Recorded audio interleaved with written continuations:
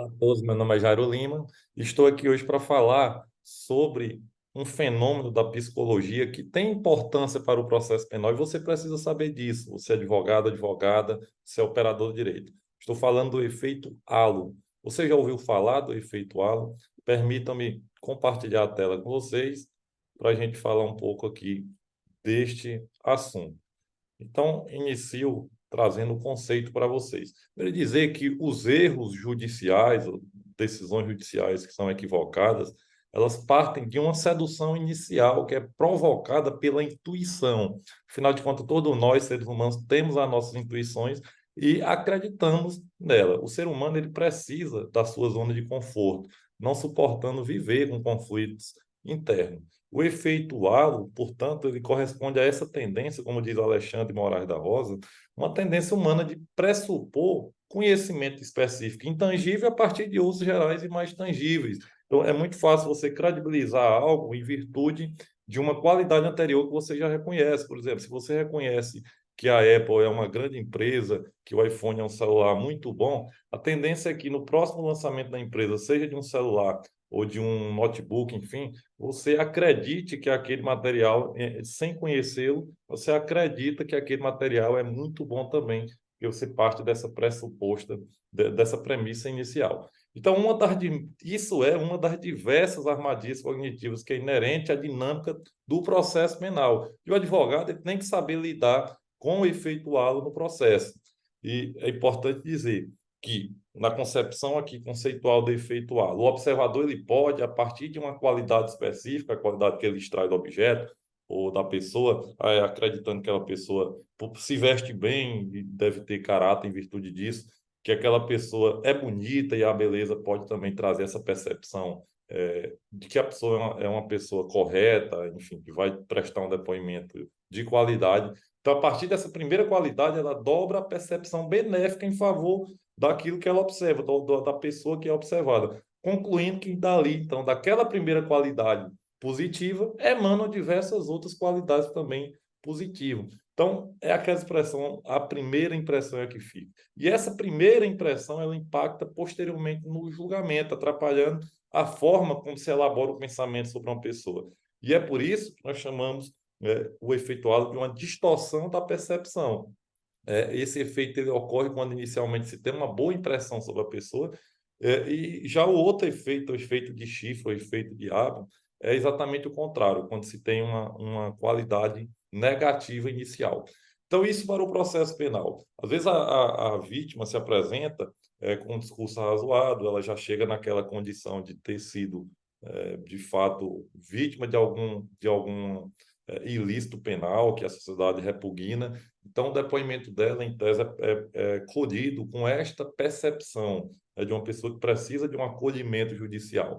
As testemunhas de acusação, às vezes, também terão esse mesmo tratamento, e já o réu terá um tratamento totalmente oposto. O advogado tem que estar atento, então, a isto, para quebrar o paradigma daquela primeira percepção em desfavor do réu. E sabemos essa questão do efeito halo, inclusive, é, denota e ela se esvai no campo também visual. E é por isso que alguns tribunais já anularam julgamentos do júri em virtude de o acusado se apresentar com a roupa da penitenciária.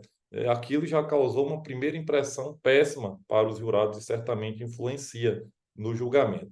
Então, o que nós precisamos saber sobre o efeito halo é isto, que é um estudo da psicologia que já tem mais de 100 anos em desenvolvimento, e que tem influência no processo penal. Por que tem influência? Porque o efeito halo ele pode, inclusive, ser determinante na decisão judicial que se toma. O juiz pode chegar a intuir que alguém seja autor de um fato criminoso somente pelos seus antecedentes. Ah, ele já foi preso por tráfico, então certamente essa droga que foi apreendida com ele não era para uso, era para tráfico, era para mercância. Isso pode implicar uma reação negativa em detrimento da pessoa, faltando credibilidade nas declarações dela. Então, abordagem policial também, o, às vezes a abordagem é feita por uma intuição, através da cor da pele, das vestimentas da pessoa, enfim, do indivíduo, do local. O advogado ele tem que se atentar ao efeito halo e também à teoria da dissonância cognitiva. Demonstrar pontos objetivos dos depoimentos e do interrogatório, para tentar afastar o efeito halo do julgador.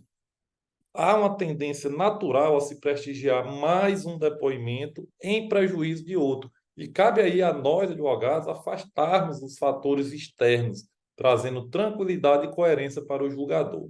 E aí, chama a atenção de vocês também para a questão da injustiça epistêmica, que é um tema totalmente relacionado com o efeito halo. A injustiça epistêmica ela é utilizada para designar situações em que uma pessoa é renegada da qualidade de sujeito epistêmico. Então, o que se almeja aí, né, é que as palavras de sujeitos gozem de mais ou menos credibilidade pelo seu conteúdo dentro do conjunto probatório. O que acontece é que algumas pessoas são prestigiadas através do aspecto visual primeiro. Se é uma pessoa, se apresenta uma testemunha que é um médico reconhecido na cidade, se apresenta com uma testemunha que é um empresário, é um político importante na região, ele vai ter uma presunção de veracidade daquilo que ele fala, militando a seu favor. Já se você apresenta uma outra pessoa, desempregado, alguém ainda em idade estudantil, ou que sequer estudou, alguém da lavoura, alguém da zona rural, aquele depoimento será desprestigiado em relação ao outro, via de regra. Não estou dizendo que é sempre que acontece, mas você, advogado, tem que estar atento ao aspecto visual também, para você trazer para os autos as, as questões internas com coerência e concisão. Ou seja, você tem que afastar do julgador, porque isso é da natureza humana, essa intuição, como eu falei no início, você tem que afastar do julgador aquele pré-julgamento, aquele preconceito, aquela concepção inicial, demonstrando que aquela pessoa, independente das vestimentas, da qualidade, da vida pregressa, do currículo, aquela pessoa tem, dentro do processo, ela trabalhou com a verdade processual. Então, esta é a importância de você combater a injustiça epistêmica e entender e compreender o efeito halo no processo penal.